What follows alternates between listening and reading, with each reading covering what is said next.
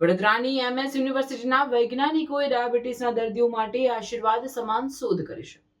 હવે માત્ર રંગના ફેરફાર પરથી જ શરીરમાં શુગરનું પ્રમાણ જાણી શકાશે.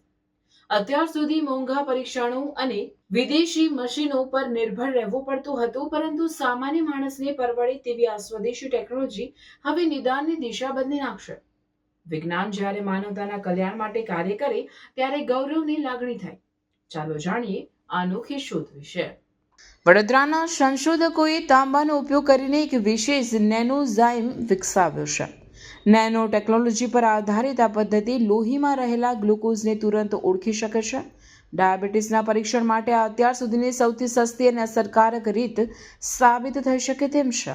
અમે અત્યારે એક બાયોસેન્સર ડેવલપ કર્યું છે કે જેમાંથી આપણે ખાલી એક સિમ્પલ કલર ચેન્જથી ડાયાબિટીસ છે કે નહીં એ આપણે ડિટેક્ટ કરી શકીએ છીએ. તો એની માટે એક નેનો કોપર, આપણે સિમ્પલ તાંબુ જેને કહીએ કોપર, એમાંથી અમે નેનો પાર્ટિકલ્સ કે નેનો કમ્પોઝિટ બનાવ્યું છે જેને અમે નેનો એન્ઝાઇમ કહીએ છીએ, અને એનાથી આપણે ગ્લુકોઝ સેન્સ કે ગ્લુકોઝ ડિટેક્ટ કરી શકીએ. પરંપરાગત તપાસમાં વપરાતા મોંઘા અને આયાતી એન્ઝાઇમ્સના સ્થાને હવે આ સ્વદેશી તાંબાના કણો ઉપયોગમાં લેવાશે. આ ટેકનિકમાં કોઈ જટિલ મશીનરીની જરૂર નથી. માત્ર નરી આંખે રંગમાં થતો ફેરફાર જોઈને ગ્લુકોઝનું સ્તર સમજી શકાય છે.